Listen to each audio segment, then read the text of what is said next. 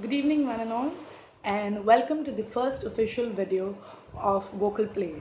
Finally launching my new YouTube channel, and this channel is basically going to focus on all the vocal techniques that you'd require for voice care as well as for singing. I've been lucky enough to have gotten a lot of it, and I'll be sharing it with you now. Now moving on to the vocal warm-ups. For the vocal warm-ups, we have 8 different steps. So to perform the 8 different steps, first and foremost, we need to maintain an adequate body posture that helps us to breathe adequately for singing. That is, use the air within your stomach as well as your lungs completely.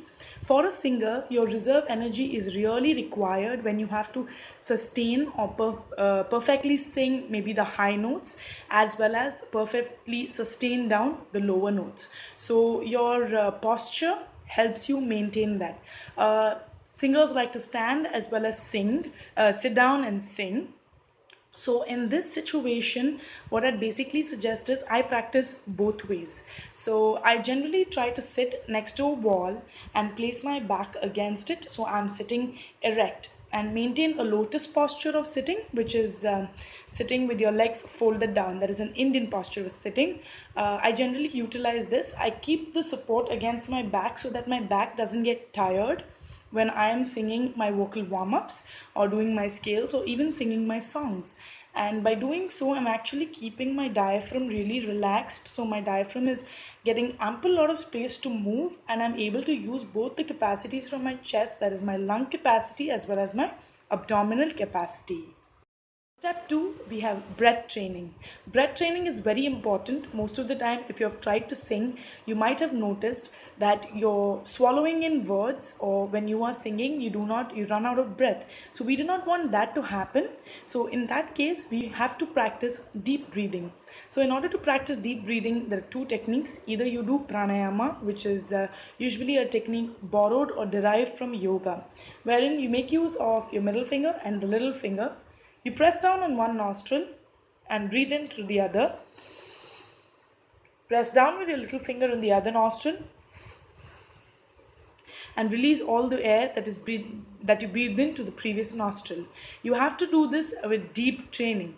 Now this can be done in case of older singers like adults, whereas in case of children, what I suggest is controlling or feeling tactile pressure. So what you can do is basically keep a hand on your chest, and as you breathe in, feel the chest expand, and as you breathe out, feel the chest contract down. You need to do these deep breathing at least 10 cycles. That is, one cycle is one complete breathe in and breathe out. Deep breathing helps you relax all the muscles in and around. You can also use mouth postures when you're deep breathing, like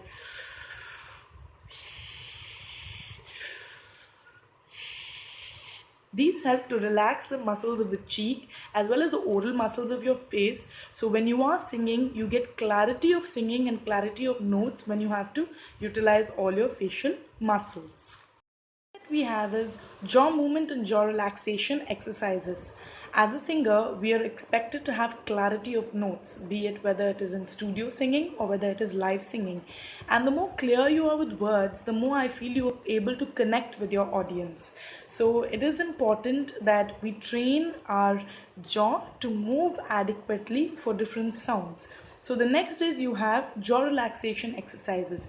So we generally do stuff like E, oo, e, oo, e, oo, e, oo, or just press down on your jaw by saying mam, mam, mam, mam, mam, mam, mam, mam. By this, you're relaxing out your jaw and the joints here. So by doing so, basically you're giving a more clearer, more open mouth approach. So the words that you're singing are out there very clearly.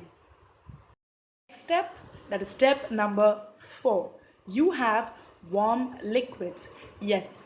As a singer, no extremes of temperature, no hot and no cold. Warm, which may be warm for me, may be warm for maybe a different kind of warm for another person. So what I suggest is use the little finger to check on the temperature and make sure that it's not too hot for you or not too cold for you. Use an optimum temperature which can just create enough of steam to keep the mucus within your vocal system very happy and very clean, so you would not have to keep on clearing your throat like this, which is very harmful for your vocal mechanism. So warm liquids is a must. When you're doing your vocal warm up, please make sure you have at least a 500 ml or a 1 liter bottle. 500 ml for children and 1 liter generally for adults, anyone about 13 years of age. Yes, during your vocal warm ups. Whenever your vocal system gets tired and you feel a little bit of strain, you need to stop, sip on some water, and relax out your system till it's ready again. Coming to the fifth step and the most important part, your vocal scales. For any singer, your vocal scales are very important. Since I have been training in Hindustani classical music, I use this app called Tanpura Droid, which is an app that's available on the Play Store.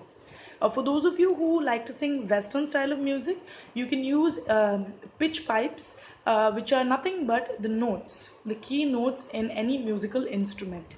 For those of you who do not know how to go about with a musical instrument, I suggest that you have any friend of yours who's very good with an instrument help you out, so that you can identify the different sounds and make sure you are practicing on your scale. So it is very important, first of all, to find out what's your lowest note and what's your highest note. So you can do this with the help of someone who's there around for you with a musical instrument, and help them to help you identify the lowest note and highest note and take down the scale. And then you can feed that scale on the app, and when it plays down, that app is going to give you a tone. You need to hum that tone. For example, if my app gives me a tone which goes a beep like so I'm going to hum that down.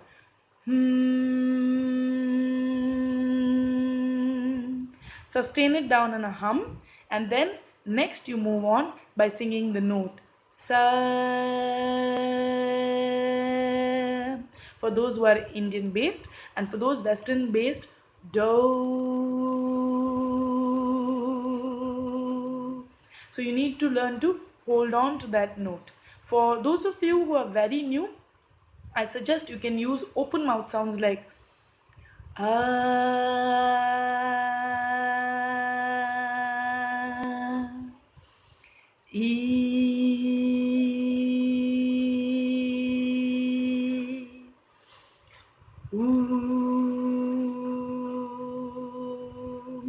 So these ways you will use your vocal scales, which can be single sounds or sounds combined with consonant and vowels. In my next video, I will be posting all the vocal scales that I do in details. This is a brief based on the vocal warm-ups that you are supposed to do. Well, the next step, which happens to be another important step, is the lip and tongue trills. Trills also help in relaxation and also help you to increase your scale range in a way. So your lip and tongue trills help you to sustain through and go through scales. So a lip trill would be something we've all done as children.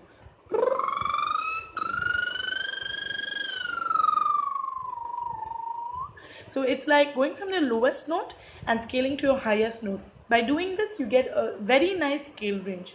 Now you can also do this with your tongue, which we have also done as kids when we play motor car games. It's more like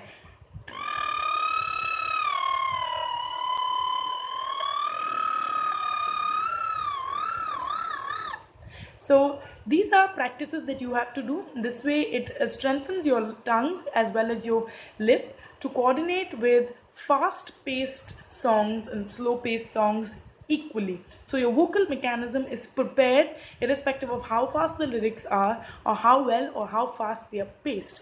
Lip and tongue trills are a very good mechanism for you to be able to strengthen your vocal system to achieve really high notes and really low notes, but you have to do it on a daily basis. Step, I don't really use it, but they do suggest that it happens to be a good step in order to get clarity of words. So it is tongue twisters and swooshes. Swooshes would something like be similar to a whistle, but wherein you're not producing the sound, you're just swishing in air and swishing out air like these are to help you get an adequate breath control at the oral level. So when you want to produce different kinds of sounds, especially if you sing in multiple languages, it's very helpful.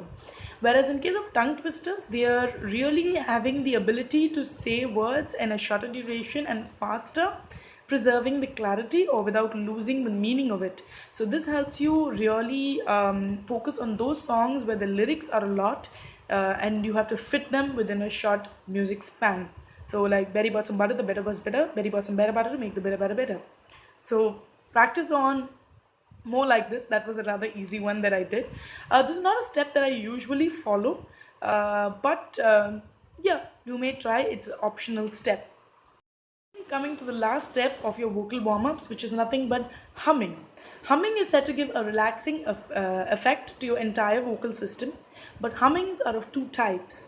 You have orofacial humming and you have vocal cord humming. Now the vocal cord humming over a prolonged duration is really very hectic for your vocal cords, and it can be really taxing. The humming that usually we suggest singers to use is the orofacial humming, wherein the pressure is less, but you're using your facial cavities to generate this kind of beautiful texture to your singing. So this way what happens, you learn to use a lot of your facial resonance. So if I have to produce a vocal hum, it would be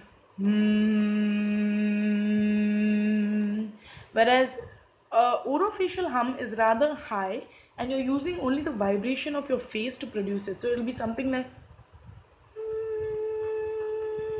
where your vocal folds are not participating that much, whereas the rest of your face is participating. So